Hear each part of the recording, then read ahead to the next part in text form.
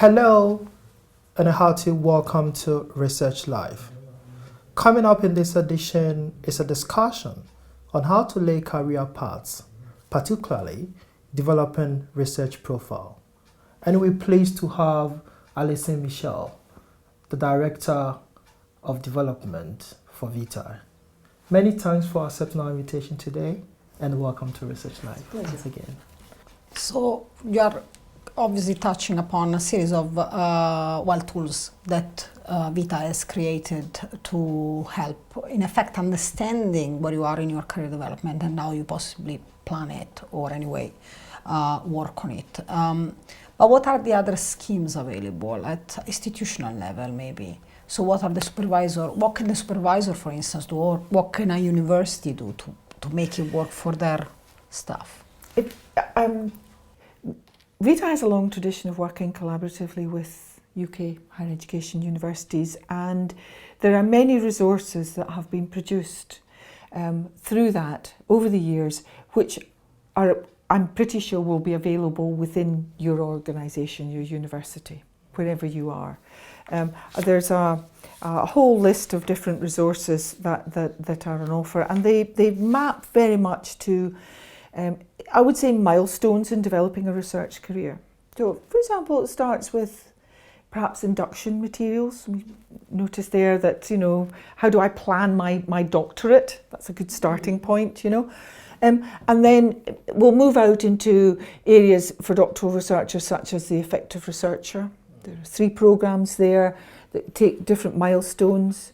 And then for research staff, there are Research Staff Futures, a whole suite of resources that's available to your organisation, to your university as a member, in a library of resources that can be drawn down and used to support you. And I suspect that if you go to your research or development place on your institutional website, that you will find these resources available. Now, what's important in terms of your career planning is your choice of which ones of those you take advantage of, okay? So one approach is to attend everything, right? It's not exactly focused, So I think a more focused approach is saying, for example, using the research or development framework, these are the key areas that I want to develop for myself. I think you can expect to see that the courses will be mapped to the research and development framework in some way. If they're not, you can ask the question, which areas of the research and development framework does this map to? You go, yes, that's the course for me. That's where I want to invest my time and be more efficient about how you build that portfolio. I do think once you've selected the courses, you've undertaken the courses, that what's important is how you use the learning from those courses and how you build that evidence base. So it's not enough just to attend the programmes, but actually to work with that evidence. And that might be something that your university might be able to provide in terms of mentoring and support. It's something to take to a mentor and say, I want to develop these competencies, this is my evidence, how could I improve that? You could take it to your supervisor, your PI, ask them to support you. So there are many different ways within university that you can actually use this to get support and advice. Okay? Given your experience, what do you envisage are the likely challenges early career researchers will face in the course of applying this framework or doing the courses or trying to improve their career? What are the challenges they are likely to face? Personal challenges, I think, are around clarity of career direction. Okay? That's a challenge that persists. I think managing work-life balance, and I think it's about managing that. I think it's about finding advice, role models, mentoring, learning for others, but keeping an open mind and always thinking about what's in my best interests. Okay. How do I manage my career? Okay. The one challenge I would like to add in terms of your career development, and I think it's going to be, I think, have a major impact on researchers in the future, is the whole area of open research. Okay, let's just flag this up. You know, a real concern, interest in now moving towards resolution is around open access, but publication, right? If you like, that's first wave. Sitting behind that is open data, right? And that really begins to challenge back into how I am as a researcher. Where's my integrity? Can I, you know, if I publish my data, am I going to feel comfortable with that? Am I going to share data? How am I going to use other people's data with integrity? You know, how am I going to be in that open space? And then kind of behind that, and there are many international models of this, is open to citizens, citizen science, you know, citizen public participation in my research, and sharing research with my end users. Suddenly, everything is open. And so we've been looking in a lot of detail in what it means to be an open researcher. And we're currently developing a lens on the researcher development framework to look at just those kind of issues. What are the key competencies that early career researchers ought to be thinking about developing for that world of open research, which to me in the future will define success. Okay? Now, in doing that, we've looked at the researcher development framework and we've kind of asked the question, does this hold for the future? Does it hold for open research? And the answer is yes, it does. So start now, is what I would say. Start now with the research and development framework and be aware of its implications for the future. But you are obviously, with your words, hinting at the responsible research innovation tool that the European Union started with the Framework 7 and obviously is carrying on with Horizon 2020. So my question is, obviously Vitae is very much in contact with the UK higher education institution. How does this go outside the UK border? How does it actually apply or anyway inform the continent? You're quite right to raise it. Responsible research and innovation is, from the Commission, is if you like, an overview that's put across all grant applications. And it has, 5 criteria, isn't it? Yeah. And you need to, and one of them is about open science, communication, public engagement. So that is a measure that if you are aspiring to get European funding, it's something that you have to look at very carefully in terms of your bid writing. So that sits there. The other thing that's coming in more and more into the consideration, particularly for principal investigators, in terms of getting European Commission research funding, is alignment with the European Charter and Code and the HR Excellence Award in research.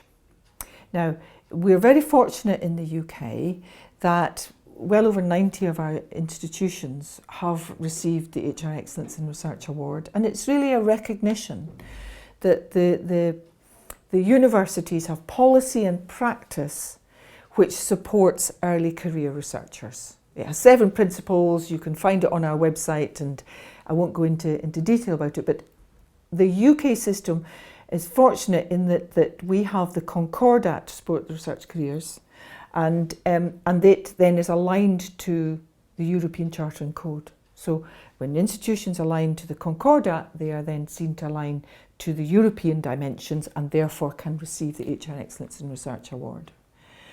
So this is an aspiration to enhance the research environment and experiences of early career researchers, but it's also becoming part and parcel of being the principal investigator, applying for funding and saying, this is how we develop and support our researchers. And this is, also going back to having the engagement with the public as first thing you should think about. Is like, can you do your research for the people? Are you interested in exactly what they're asking you, or are you doing your research for the sake of doing your research, which is fine? I agree, and I think one of the things, thinking about a research proposal, particularly in Europe but elsewhere, it's about looking at research impact and we know about research impact from research excellence framework and so on, but it's never going to go away. It's actually going to become stronger. And in looking at a research proposal from its first creative moment through to delivery and so on, a wise researcher will look at engagement and that sense of openness with the publics right from the very beginning.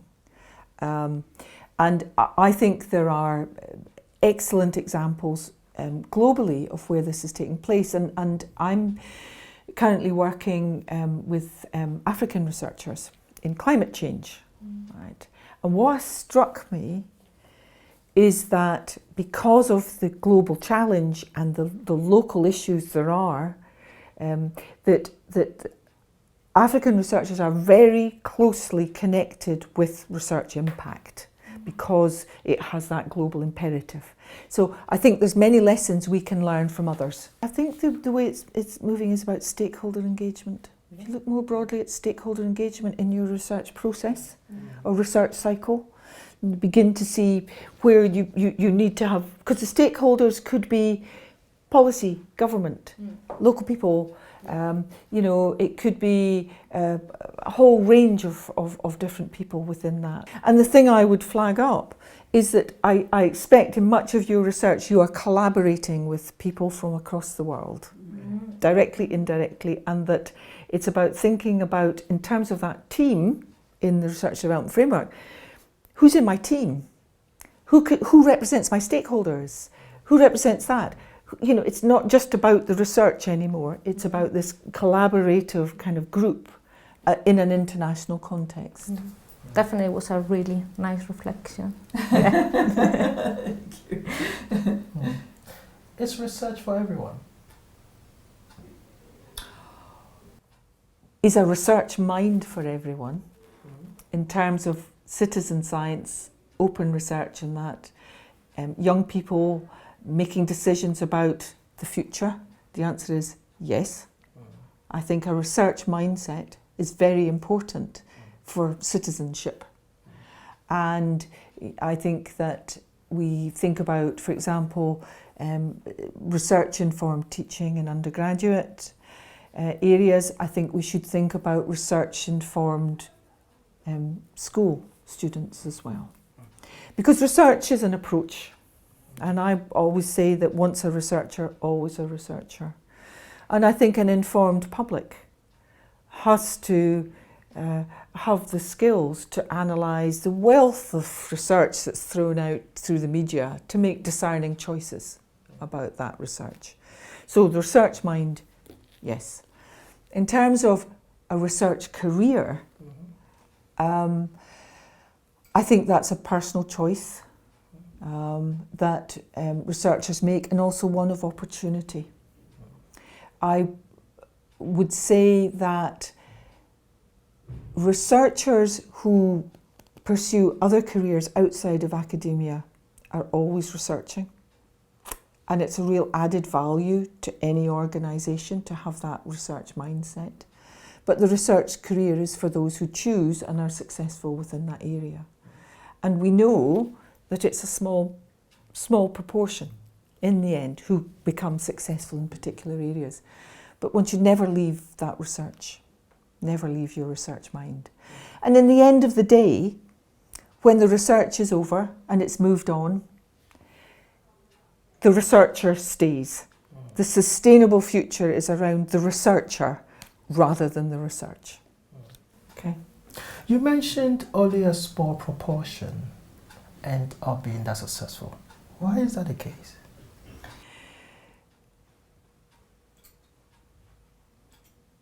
I think it's about supply and demand. I think that the opportunities are limited and the competition is fierce. I think it's interesting where you go in the world about how that plays out. In the UK, in Europe, there's a drive to increase the number of doctoral researchers because it's seen that drives economic development, public good and innovation. Right? But that doesn't necessarily mean that there are research careers for all of those doctoral candidates. In other areas of the world, one of the problems is retaining researchers, growing capacity amongst research. So when you think about it in a global perspective, where are you going to go?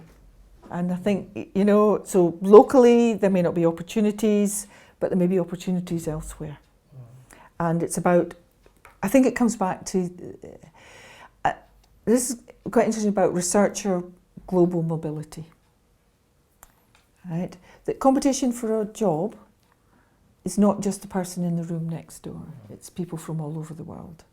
Now, if researcher mobility is seen as a requirement, a prerequisite of a successful research career, then I think there have to be questions and considerations about how does that support equality of opportunity in terms of, can we all be mobile? If we can't be physically mobile, can we be virtually mobile in collaboration and achieve that global mobility through thought and practice, not necessarily through physical experience? So I think there's some very interesting areas to think about there in terms of research careers.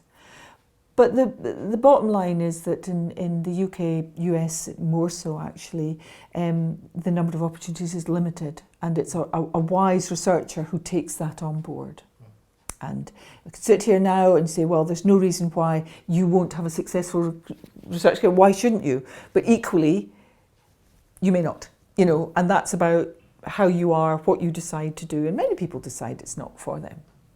And that's important. And many people come into research degrees and say, actually, I'm only here for this research period. Actually, what I really want to do is something else.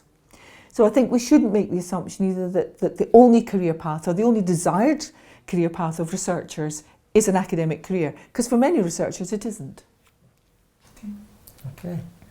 And now, thank you very much. You heard it. The buzzwords are open research, global mobility, and stakeholder engagement, and many more, which you might have captured. Thank you very much for staying with us for this edition. And thank you very much, Allison Mitchell, for taking time off your busy schedule to talk to us today. Very welcome. Thank you for asking me. Thank you.